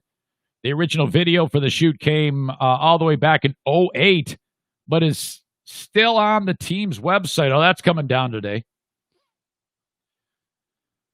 Quote, Larry said something to the effect of, we have a special project that we need to get done for the owner today. He needs us to get the good bits of the behind-the-scenes video from the cheerleader shoot onto a DVD for him. This whistleblower said. The Post obtained a copy of the good bits video as well as one made from the 2010 shoot. The version was allegedly burned to a DVD, which was labeled, quote, for executive meeting. My God, man, this Snyder, he cannot get out of the way. All of this is just coming back on him. It's remarkable it took this long, frankly. Jesus. What an absolute mess. All right. I feel like I'm getting something back here. I feel a little bit better. Let me see. Stu called back. See if I can get him back here. He's slinging dots. Hey, buddy. How are you? Hang on. I got to plug you in here. my high-tech system of propping phone up against microphone. I don't know if you've ever seen it, but it sounds really good. But occasionally it will fall, and you'll hear the voice fade into oblivion, and then you'll hear it like crash, and it's really hilarious. I'm hoping Pellerito is making a supercut of times that happened. He's good at that, man. I'm amazed at what that guy does. He is such a wonderful human being and friend. He has helped me through more things than you can imagine, both on the podcast and off, and the radio show too. That's good to hear. Stu, you're credited with the term Zaniac, right? Is it you? Yes. Yeah. What did you say? Did I create it? No, you were credited with first saying it. Yes. I don't know. Was it me? I'm not going to take credit for it. It could have been me, but I'm not going to take credit. I don't remember. All that stuff flies by me. But yes. Okay, now, Stu, where are you right now in Michigan? I am driving to Portland, Michigan. I'm in the Kalamazoo area today. Did you hear that story about that pastor? Oh, Strickland or whatever? Yeah. Wasn't he the principal in the Back to the Future series? No, you're thinking of the white guy. Yeah, that's Principal Strickland. Oh, his name was Strickland? Yeah. No, I don't think it was, Stu. Because Strickland was white. It's the same name, but it's definitely not the same guy. Or are you suggesting it's the same guy? Yes, it is the same guy. You fucking asshole. But anyway, sorry, go ahead. The fact that Strickland, the cops say that he paid like 15 and 16 and 17-year-olds $100 to plow his wife while he beat his meat. Ooh. That's interesting. Did you talk about that in the podcast at all? No, I did not. I saw it all. I saw the Jerry Falwell Jr. stuff. It's all very weird, man. I'm pretty much lock and step with you about these weirdo pastors, these very rich religious people, all acting deviant. It's very strange. Oh my God. Yeah, it's really fucked up. I actually have some clarification I have to do on the show. Somebody I kept saying that Jerry Falwell Jr. was a televangelist. He's not. He's not actually a televangelist. He's of the same ilk, though, to be honest. Yeah. Can we be honest about it? He is an honest Sunday morning program preaching at you to give him money. He is, but he's there. Because real conservative Christians that are actually conservative Christians are believe in technically good things, all right? But it's the ones that ruin it for the real, like this asshole. Because conservative Christians are supposed to be, you can't get a pin up their asshole, and they're trying to do right by baby Jesus, and then here they are watching their wife getting fucked in the ass by the fucking pool boy. That's bullshit. Yeah, it's the do as I say, not as I do kind of horseshit. Yeah, for sure. So, Stu, I talked a little bit on the podcast, and you sent me a text, which was just a great joke. That what's his first name? Rittenhouse? Kyle Rittenhouse? Kyle Rittenhouse. It's a great joke. Kyle Rittenhouse is about to speak at the RNC, which is now you sent it to me, but did you make it public? Yeah, I posted it. Oh, that's good. I'm not afraid. I'm not afraid of people. That's a good joke. That is fucking funny. But people get pissed off at that shit, don't they? Yeah. Oh, yeah. People get pissed off. They're trying to indicate that you're insinuating one thing or the other, and I'm just it's just a topical joke. It's a funny joke. It's a very unfortunate, man. Yeah, very unfortunate. Stu, I haven't. I refuse to plant a flag on this one. I think I want to make that a habit more. I don't want to say anything about Blake. I don't want to say anything about the cop. I don't want to indict anybody. I haven't seen enough. It's been too many fucking times I've gotten burned by this. And so I don't know, where do you stand on this? Are you kind of in the same boat, or are you? What's going on? With Kyle Rittenhouse? No, with anything involving this story, Blake the cop or Rittenhouse. I want to say that a 17-year-old should be not out patrolling streets with a long gun, but at the same time, you're going to get a lot of people that say, well, he was a fucking patriot. I mean, he's doing the right work. He's trying to protect businesses. And people do believe that. I'm not actually not being a smartass, sir. People actually believe that. Oh, yeah, people do believe it, but those people are wrong. So, Rittenhouse, to me, he reminds me of the Clio 5, right? He's just a young kid. He did something dumb. He doesn't know what the hell he's doing. He's mentally ill. I want to know more about this kid's background, his family history, all that kind of stuff. Why was he in a different state at midnight on a Tuesday evening carrying an AR-15? Okay, now that is a good question, but what if he says, I just didn't want to see anybody's building destroyed? It's not his responsibility. Stay at home, man. Let Kenosha take care of it. Look at what happened to him. He shot 3 people and killed 2 of them. Yikes. Yep, I understand. And I do agree with that. I think that 17-year-olds should be busy at home trying to stick their fingers in the neighbor girl's butthole. That's what I think 17-year-olds should be doing instead of driving to faraway places with a gun acting like fucking Judge Dredd. He should be pounding the pastor's wife and get $50. Yes, I think we can agree with that. Right. Stu, what else is going on? You got a podcast planned this weekend. What can we expect?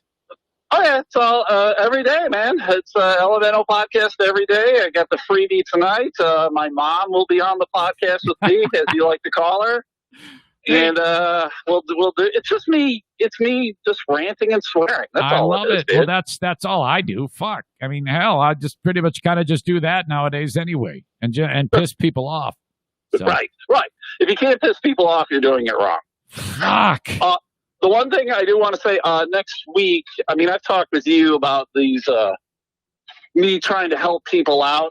I'm doing another one next Monday. Okay, let me pause you right there. If you don't know, Stu is doing this awesome thing where people are giving money to Stu to then give away to a person who needs it, correct? Correct. Okay. Correct. And so it's basically people just tell me what they need help, some financial assistance with. You know, it could be rent or groceries or medical care. It can be all sorts of different things. And at the end of the week, next Friday, I'll dole out money to as many people as I can. Right now, I have $1,200 to give out. So It's not a huge chunk of change, but it's something. And I know I've helped out some people who listen to your podcast and people who listen to my podcast, and you just try to do what you can. I'm in a situation now where I can help out some people, so that's all I'm trying to do.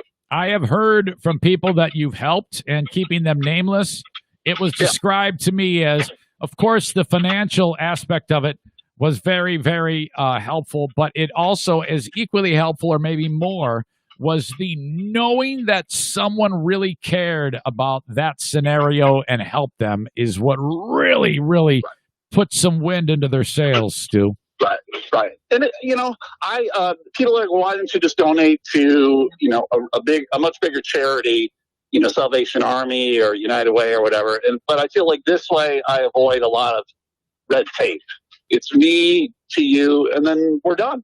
Wait a minute. Is it? Am I understanding that people said to you, no, you need to give it away this way?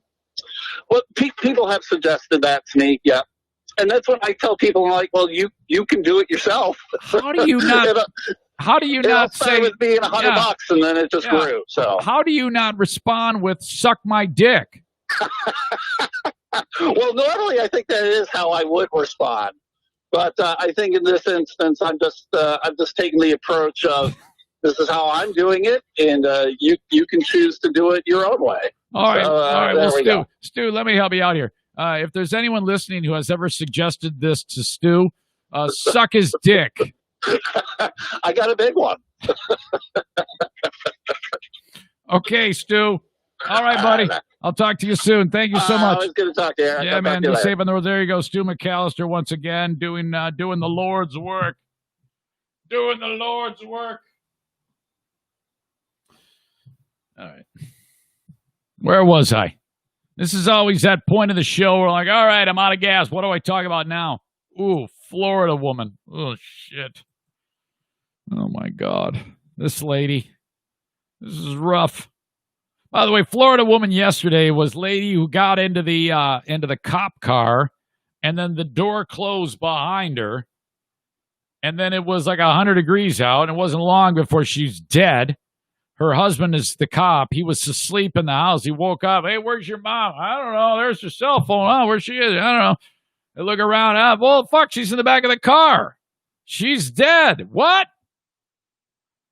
The way the report was written, it said she went in the car to look for something. The person who actually wrote the story wrote that. I'm like, how do they know that?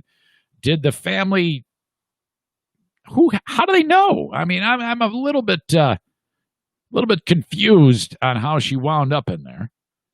It's a little fishy to me. Raise your hand if you think this one sounds a little fishy. She could not get out of the cop car. She could not. There was a partition between the front seat and the back seat, so she couldn't honk the horn. The family is distraught, of course, you would expect, but just something seems fucked about this. I don't know. But anyway, this is just the only thing that this has in common is that it's a Florida woman. This one is much more. This is less suspicious. It's just flat out dumb. It's just crazy. You ever go to the go-kart place? We got one by here. It's called like Craig's Cruisers. There's a free plug for you, Jeep. You go to Craig's Cruisers. You ride on the go-karts. You might do some laser tag, the ropes course. Do they have a ropes course? I don't know. Get yourself some pizza. Maybe some snacks. Play the damn games. You pay for the whole thing. You get the wristband. In my opinion, you should be at TC Paintball if you want to know the truth instead of that. But whatever, to each his own. Well, this lady's at the go-kart track. And you know how, like, it's always like, well, for me, I'm always sideways. It's always fucked up. Everybody's passing me. I always get the shitty car where you step on it and it kind of half stalls. And then I take a turn a little too fast. I spin out. I'm facing the wrong way. Some 11-year-old dick plows right into the front of me. Fuck. The yellow lights go up all over the track. Some 18-year-old wiener is all annoyed. He has to show up where you are and back you out while you're sitting there like an embarrassed asshole. You're on your way. Everybody's still passing you like a dick. Your car sucks.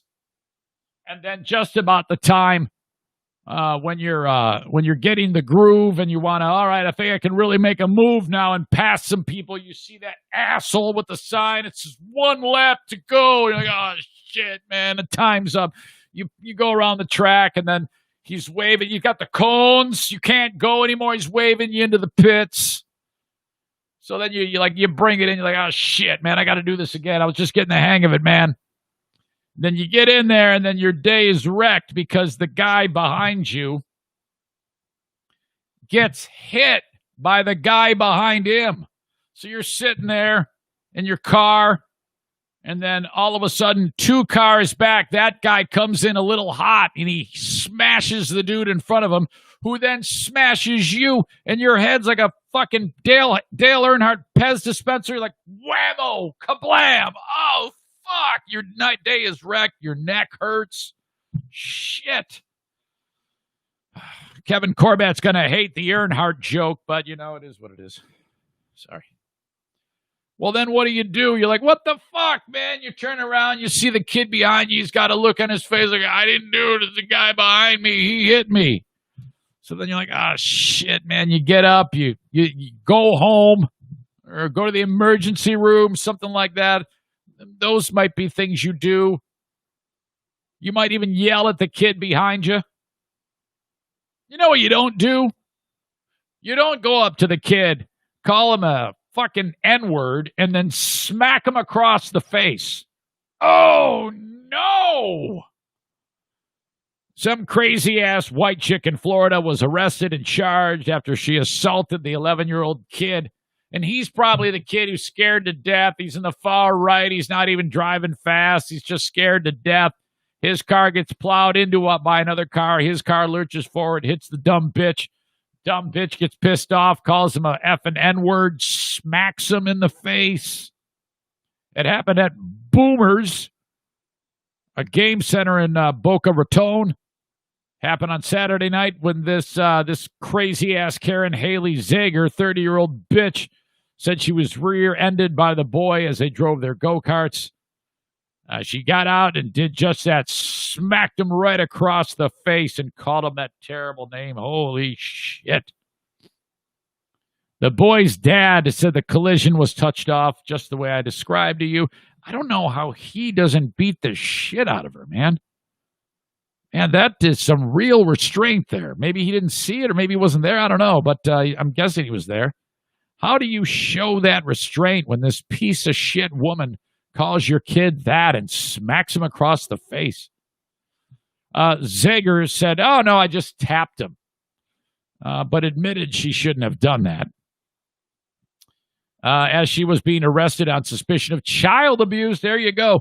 A body search. It's got a little twist in the story. They searched her, and they found she had in her underwear an Altoids tin. That's what these white trash bitches do. They take the Altoids and they dump them out, and then they fill it full of shit that they shouldn't have on them. In the tin was a bunch of pills that Zager could not prove were prescription. They said, all right, what the fuck is this? I go, oh, yeah, it's my prescription. Yeah, you dumb bitch. You put it in an Altoids container. It's not a prescription. Oh, no, that's how I do it. All right, well, prove that you have the prescription. She could not. She was also booked for illegal possession of prescription drugs, one of those people. She was released on her own bond. How you say it? Personal recognizance? Recognizance. I used to say reconnaissance. Somebody busted me about that. Could not be immediately reached for comment. Too bad on Wednesday, though publicly listed phone numbers and email addresses indicated she had one. No go. That's the end of that. Man, holy shit. Again, I don't know how these people show that restraint, and what an idiot. All right. On the Patreon today, I have a what's known as the Fraternity Karen. This is great. I can't even really falter here. I just wonder what she's doing hanging out with these boys other than to get a ton of fraternity dick. What you got here is you got this dude who's kind of a woke patriot, and he sees that a bunch of people at a college are having a party on the front lawn, and these dudes are just crushing it, okay? I mean, you're talking about, like, it looks like National Lampoon. And they're banging, crashing beer cans on their head, doing keg stands. Nobody gives a shit about social distancing. They don't care. They're just partying. This guy doesn't like that. So he starts to record. And first he says, oh, yeah, I don't know why they came after me. All I did was wanted to turn around in the driveway. I don't believe that for a second. I believe he was pulling in the driveway to cause trouble because he wants people to wear masks. They're not. So he's going to shoot a video. Well, they ended up causing all sorts of trouble for this guy, but the main offender was what's known. Have you ever heard of the term a fraternity mom? I didn't even know this was a thing, but these college kids apparently there's a thing called at this fraternity. She's the house mom, and she's like, I'm guessing about 45, 50. She's got a cami. And she looks like shit, but she looks like she's going to get a lot of young dick at the end of this party. And so she's not going to let anything get in the way of that. So she's giving shit to this dude who's shooting video, and it's all recorded. So I will feature that as part of the Patreon bonus podcast as soon as this one is over. But I got a little bit more to talk about. First of all, Henry Steffes is the realtor of choice on the podcast. If you want Henry, and by the way, I have a video I have to post of Henry today. We did a talking home buying session with Henry via Zoom, and I'm going to post that. Always good to be able to spend a little time with the one and only Henry Steffes. Henry is an absolute force when it comes to getting a home for you if you want to buy one or selling your home.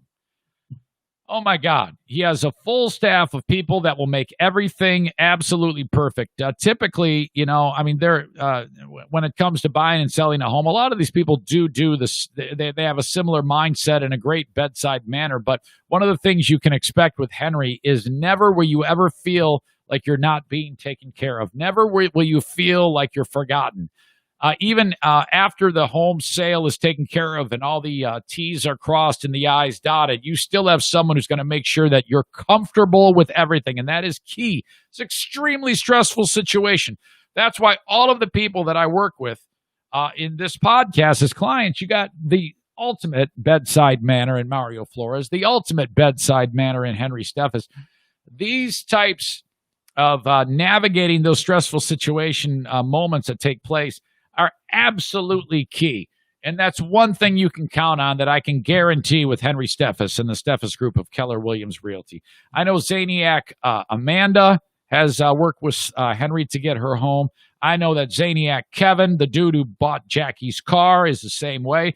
And that's just off the top of my head that have been able to experience Henry's great efforts. If you want more information, go to thesteffesgroup.com. You have to put the in front of Steffes. And Steffes is S as in Sam, T-E, F as in Frank, F as in Frank, E-S as in Sam. Thesteffesgroup.com. Or click on his logo. It looks just like that one right there. I know if you're listening to the audio podcast, you can't see it. Click on that. It'll take you right to his site. BK Guns and Stuff. That's the gunsmith of choice on the Eric Zane Show podcast. Click on his logo at ericzaneshow.com, and it'll take you right to his Facebook page. They work with people all across the United States, too. He'll tell you how you get your weapon sent to him the right way, and then he can fix it. Call him at 616-902-2447. It could be for a repair, a refurbishing, a customization. Test his creativity. Hey, I got this gun, and I want it to be a salute to the Republican Party. What can you do? Let him design something. He'll put, I don't know, Mitch McConnell's face on the magazine, Donald Trump's dick on the pump action, maybe, Patriot Nick's face on the stock. Whatever. Try him out. Thank you to my friends at BK Guns and Stuff. And last but certainly not least, Ryan, Fran, and the rest of the crew at Metalworks Body Shop. The Metalworks Body Shop Fear Bunker Studio is where we do the show. They specialize in repairing RVs. That's a bummer when something that you spent a lot of money on, you want it to look good, you want it to be a fun thing as you head out for your vacation adventures, which a lot of people do these days because of the pandemic on this level. Sometimes you're going to get in the weeds. You're going to crack it up. They fix them. They're in Coopersville, Michigan. They're serving all of, Central and West Michigan, okay? From Lansing up to Big Rapids, the whole west side of the state, down to Kalamazoo. You take your RV to Metalworks Body Shop. They're the best. They're a sponsor on my show. I would love you to call upon them. Okay, full disclosure here. Hold on a second. I had it, and then I lost it. Damn it. F-A-L-W-E-L-L. Alan sent me an email on the Green Clean Technologies inbox. Thank you to Alan. I had been saying for some time that Jerry Falwell Jr., televangelist. He's not a televangelist. He's not even an evangelist. He's just the president of Liberty University. His dad, Jerry Falwell, was an evangelist. So there you go. That needed to be clarified because he brought it up, and I wrote, oh, my God, fuck. All right, I got that wrong. I'll make sure I clear it up. Not that it matters. Guy's still a piece of shit. But then he wrote, Zane, you also said twice that Jerry Falwell Sr. was involved in a sex scandal. I don't think that's right. I'm not aware of that. I tried looking it up online. I only found one clearly false blog. He was hated by the press and would have been destroyed if he had a sex scandal. I think you're getting people mixed up. And I went, uh-oh. And then he wrote, perhaps you're thinking, and I was, Jimmy Swaggart. All right. So that's exactly right. I told him I would clarify that. I saw a trailer for a movie yesterday. I don't know if the movie's going to be any good. I'm not much of a DC Comics guy. But I saw a trailer for Wonder Woman WW84. Okay? What's her name again? What is the lady who plays Wonder Woman? Gal Gadot? Gal Gadot. Well, I still don't know what it is. How do you say it? How do you say Gal Gadot? How do you say Gal Gadot's last name? Gal Gadot stars in Wonder Woman. It says, you've probably been saying her name wrong. Her last name doesn't rhyme with the word D-O-E, doe. The T on her last name is not silent. It's pronounced Gadot. Gal Gadot is back for WW84, along with Chris Pine. Is that the guy? And, you know, these two just need to have sex. Seriously. I think you can say that they're the two most attractive people on the planet. And they need to have some serious, great sex. I don't even want to see it. I don't even want to see the sex between them. I just want to live in a world where I know that the movie sexual love between them, tension, can turn into a full-on fuckfest. I mean, like an all-nighter. Like the type where, you know, you just can't wait to get after it, okay? Where the first sexual adventure lasts about 6 seconds, okay? And then you kind of recharge and then you blast. The type of night of sex where, you know, you're like, oh, shit, we got to have more sex. It actually hurts to have it. It's that bad. Where you're both walking weird the next day type of sexual adventure between these two. And again, I don't even want to see it. I just want to, I want to live in a world where they actually do. And I don't care about their significant others. They have to take one for the team, for humanity, their significant others. I don't know. I think Gadot's married to some dude who's like really rich. I don't know anything about Chris Pine. Hell, knowing me, Chris Pine isn't even in Wonder Woman. Better be, because this is, yeah, of course he is. I know what I'm talking about. I love that guy. If I was a chick, I would so be having sex with Chris Pine.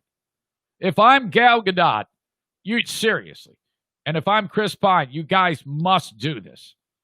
I don't know how it goes, but Chris Pine's character in the first Wonder Woman movie is like during World War II. Now, Wonder Woman, as we know, oh my God, look at that publicity photo for this film. Holy moly. Oh my God.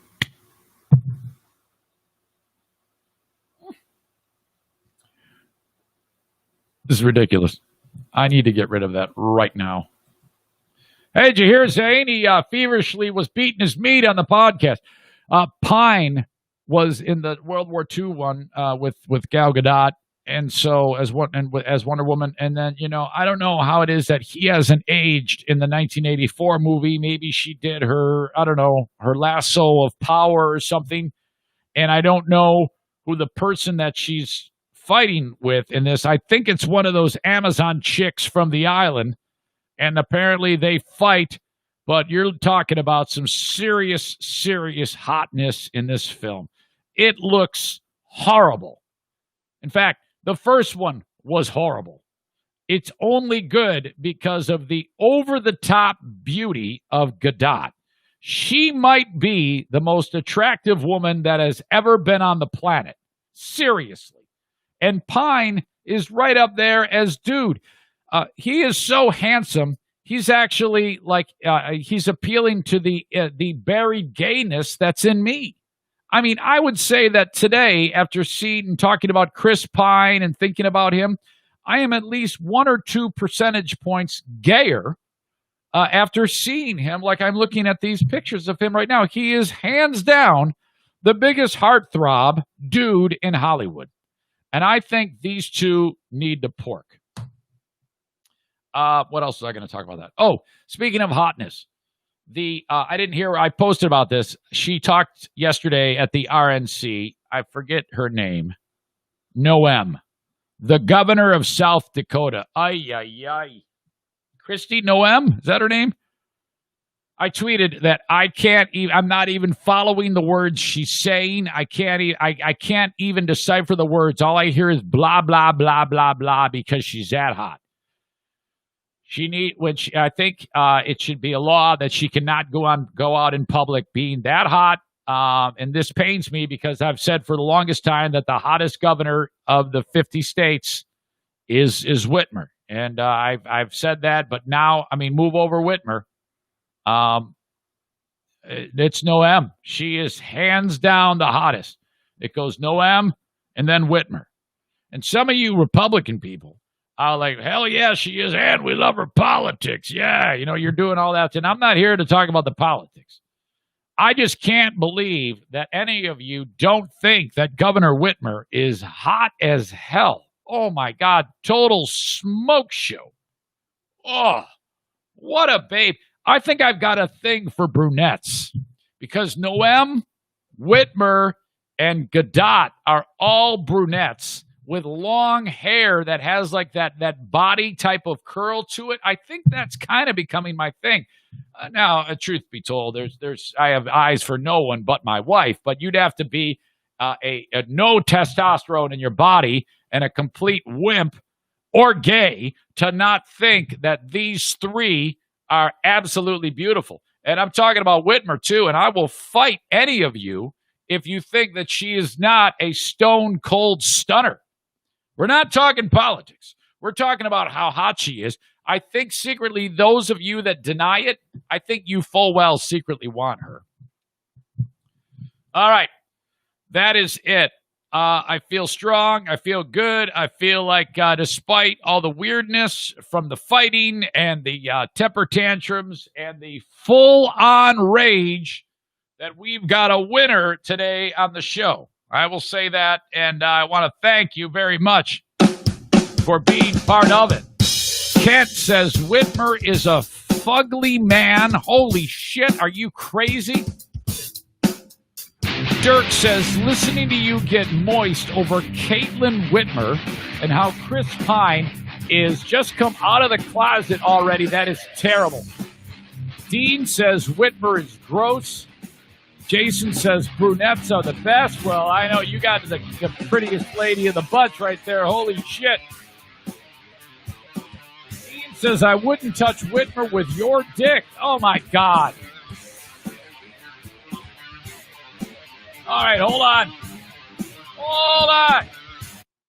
Kenny says, check the email. It should be a regular thing where I try to wrap up the show. Where I try to wrap up the show, and then I'm like, all right, no way. I got to look at the emails.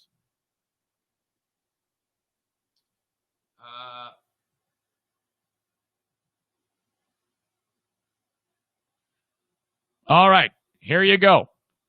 This is the proof as to the first Zaniac. I remember this now.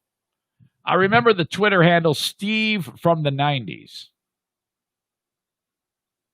I don't know what he was referring to, but the date is the 6th of June, 2016. He wrote, Zane isn't going anywhere, my dude. He's doing well, and his loyals are happy.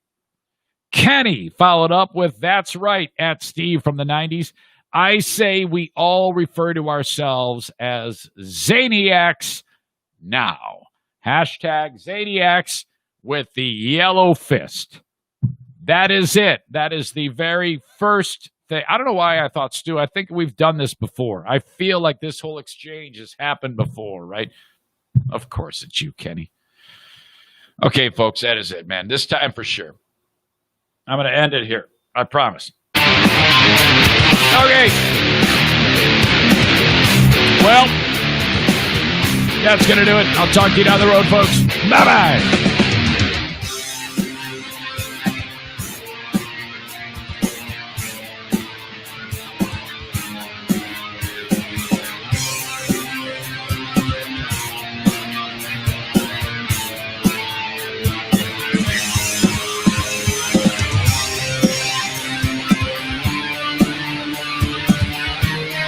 in a rare move, a double email check,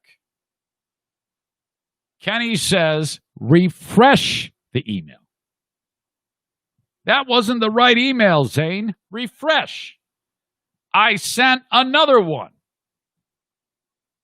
Then he says, this is hilarious. All right, fine. Refresh.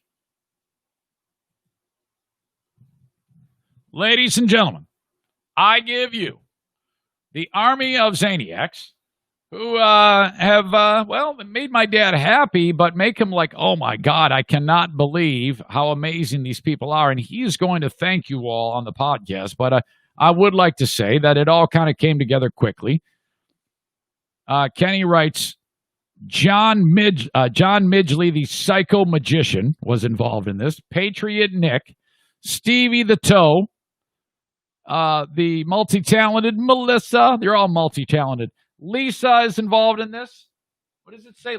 Lisa Kuntz? I can't see it. That's not her name. It's Krantz. Scott. Sorry. Krontz. Jason Mays, Mitchell Kiesler, and Kenny. They are the contributors for the TV. All right. We good? Okay. That's going to do it. I promise.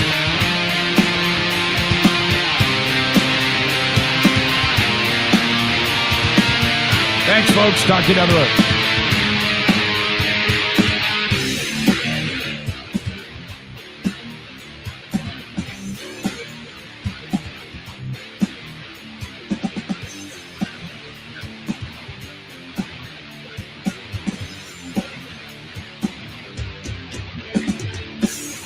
This is all your fault.